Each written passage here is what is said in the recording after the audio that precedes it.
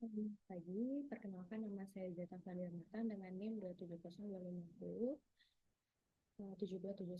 Pada hari ini saya akan menyampaikan refleksi diri terkait dengan project based learning yang telah dilakukan pada tugas kelompok sebelumnya. Kita langsung saja share screen. Pertama, saya akan menjelaskan mengenai latar belakang. Latar belakang eh, dalam project based learning ini yaitu pengenalan limbah B3. Limbah B3 atau limbah bahan berbahaya dan beracun adalah limbah yang dapat mencemari lingkungan dan membahayakan kesehatan manusia. Lalu adapun tantangan di industri oil dan gas, yaitu proses pengeboran, produksi, dan pengolahan sering menghasilkan limbah yang mengandung bahan berbahaya, seperti logam berat, oli bekas, atau bahan kimia yang mudah terbakar. Lalu yang terakhir, pentingnya pengelolaan yang tepat. Limbah B3 yang tidak dikelola dengan benar dapat mencemari tanah, air, udara, dan berdampak buruk pada kesehatan manusia serta lingkungan. Lalu untuk rumusan masalahnya, ada tiga, yaitu yang pertama, apa itu limbah B3? Yaitu definisi limbah B3 dan mengapa penting untuk memahami karakteristiknya. Yang kedua, bagaimana pengelompokan limbah B3 di industri oil dan gas. Atau apa saja kategori limbah B3 yang perlu dikelola dengan hati-hati.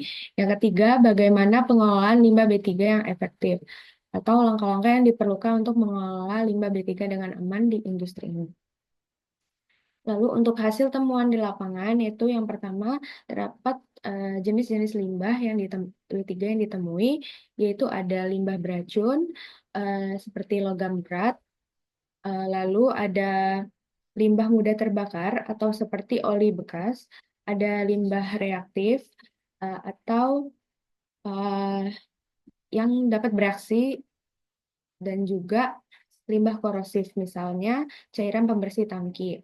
Lalu yang kedua itu proses pengelolaan yang ada, yaitu yang pertama penyimpanan sementara di fasilitas yang aman, lalu yang kedua ada pengangkutan oleh perusahaan berizin, lalu yang ketiga ada proses pengolahan menggunakan teknologi seperti insinerasi atau solidifikasi, pemantauan untuk menghindari pencemaran.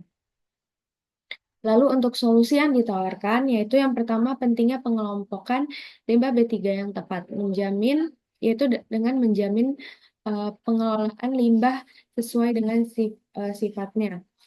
Lalu memastikan teknologi pengolahan yang tepat digunakan. Yang kedua, itu pengelolaan yang terstandarisasi. Yang pertama, implementasi prosedur pengelolaan yang lebih terstruktur dan terdokumentasi. Lalu, pemantauan rutin dan audit pengelolaan limbah untuk mencegah kebocoran atau kecelakaan. Yang ketiga, pendidikan dan pelatihan, yaitu dengan peningkatan pelatihan bagi pekerja untuk penanganan limbah B3 dengan aman. Lalu untuk refleksi diri yang saya dapatkan yaitu ada tiga. Yang pertama pemahaman yang lebih mendalam tentang limbah B3, yaitu pengalaman ini memberikan wawasan yang lebih besar tentang tantangan dalam pengelolaan limbah B3 di industri minyak dan gas. Yang kedua, pentingnya kesadaran lingkungan. Pengelolaan limbah bukan hanya tentang kepatuhan hukum, tetapi juga tentang tanggung jawab terhadap lingkungan dan kesehatan masyarakat. Lalu yang ketiga, pengalaman yang memperkuat komitmen terhadap praktik ramah lingkungan. Nah, proyek ini memperkuat keyakinan saya untuk berkontribusi pada pengelolaan limbah yang lebih baik dan lebih bertanggung jawab di masa depan. Lalu kaitannya dengan pengelolaan limbah B3 dengan SDG 12, yaitu yang pertama SDG 12 terkait dengan pola konsumsi dan produksi berkelanjutan. Yaitu pengelolaan limbah B3 yang bertanggung jawab berperan dalam menciptakan pola konsumsi dan produksi yang lebih berkelanjutan. Lalu yang kedua, mengurangi pencemaran yang disebabkan oleh limbah berbahaya sangat penting untuk menjaga keberlanjutan lingkungan. Selain itu juga kaitannya dengan SDG 12 terkait dengan dampak positif pengelolaan limbah B3 ini.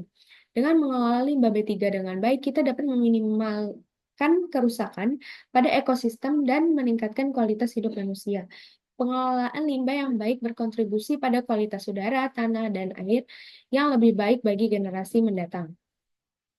Lalu untuk nilai-nilai yang dibutuhkan dalam pengelolaan limbah B3 itu yang pertama ada kesadaran diri atau self-awareness, yaitu pentingnya setiap individu dan organisasi untuk menyadari dampak lingkungan dari limbah B3 yang dihasilkan. Dengan kesadaran ini, kita akan lebih bertanggung jawab dalam mengelola limbah yang dihasilkan. Yang kedua, kemampuan beradaptasi atau adaptability. Perusahaan dan masyarakat harus mampu beradaptasi dengan regulasi yang semakin ketat terkait pengelolaan limbah B3. Selain itu, juga teknologi pengolahan limbah yang lebih ramah lingkungan perlu diadopsi untuk mengurangi dampak negatif terhadap alam. Yang ketiga, kolaborasi atau collaboration. Kolaborasi antar pemerintah, industri, dan masyarakat sangat penting dalam menciptakan sistem pengelolaan limbah yang lebih baik dan efektif.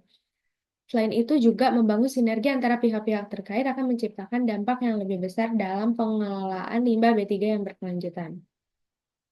Terakhir, kesimpulannya yaitu pengelolaan limbah B3 yang efektif itu sangat penting sekali untuk menjaga keberlanjutan lingkungan dan kesehatan masyarakat. Tantangan utama yang dihadapi dalam pengelolaannya meliputi keterbatasan infrastruktur, rendahnya kepatuhan industri, dan kurangnya kesadaran masyarakat. Oleh karena itu, kolaborasi antara pemerintah, industri, dan masyarakat itu sangat diperlukan untuk menciptakan sistem pengelolaan yang lebih baik. Setiap individu juga memiliki peran penting dalam meminimalkan dampak limbah B3 melalui tindakan seperti pemilahan limbah dan pengurangan penggunaan bahan berbahaya. Dengan kesadaran diri dan kolaborasi yang baik, kita dapat mencapai pola konsumsi dan produksi yang lebih berkelanjutan, sejalan dengan tujuan SDG 12 demi menjaga kelestarian lingkungan bagi generasi mendatang. Baik, sekian dan terima kasih atas pemaparan terkait dengan refleksi diri Project Based Learning. Saya akhiri. Wassalamualaikum warahmatullahi wabarakatuh.